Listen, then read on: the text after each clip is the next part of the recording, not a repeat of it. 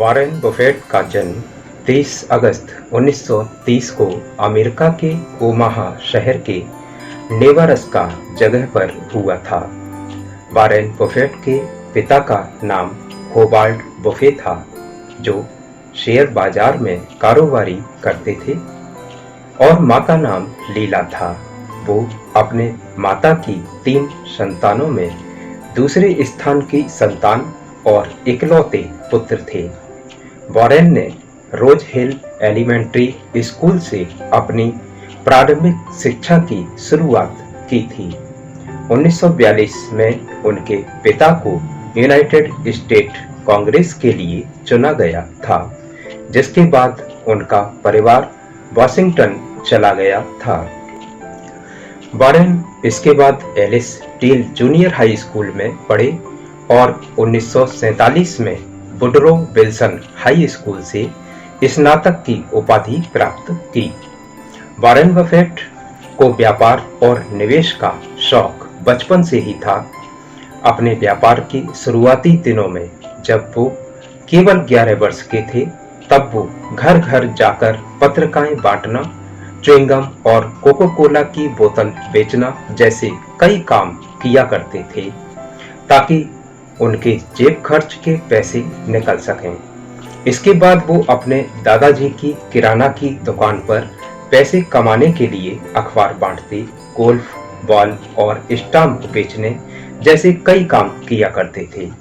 जब वो high School में पढ़ा करते थे, केवल 13 वर्ष की उम्र में उन्होंने अपना पहला इनकम टैक्स रिटर्न भरा था, जिसके कारण उन्होंने अपने साइकिल के उपयोग और घड़ी पर $35 की कमी कर दी थी। उन्हें हमेशा इस बात का अफसोस रहा कि उन्होंने पैसा कमाने की शुरुआत बहुत देर से की। वॉरेन बफेट का मानना है कि वो आज जो भी है उसका पूरा क्रेडिट बेंजामिन ग्राहम को जाता है। दोस्तों, बेंजामिन ग्राहम भी शेयर बाजार के बहुत बड़े खिलाड़ी थे और वॉरेन उन्हीं के यहाँ $1200 प्रतिमाह की सैलरी पर काम किया करते थे, और उन्हीं से वॉरेन बफेट ने निवेश के गुण सीखे थे।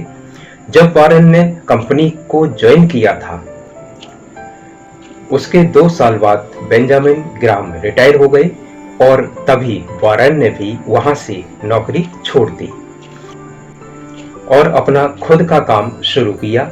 आज के कुछ सालों में देखते उतार चढ़ाव के बाद भी वॉरेन बफेट अरबपति की गिनतियों में शामिल हो गए।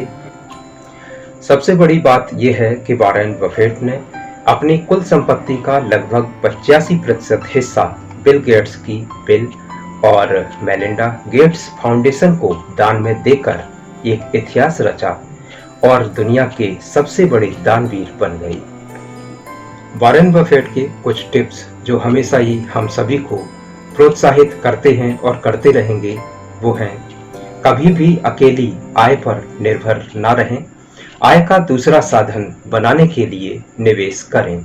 जब मौके आते हैं तभी आप कोई काम करते हो।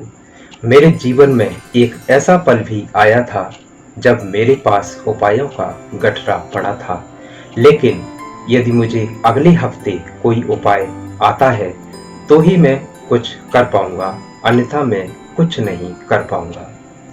यदि आपको जिसकी जरूरत नहीं है वो चीजें आप खरीद रहे हो, तो एक दिन आपको जिन चीजों की जरूरत है उन चीजों को बेचना पड़ेगा। खर्च करने के बाद जो बचे उसे सेव ना करें, लेकिन सेव करने के बाद जो बचा उसे खर्च अवश्य करें। कभी भी नदी की गहराई को 2 पैरों से नहीं नापना चाहिए।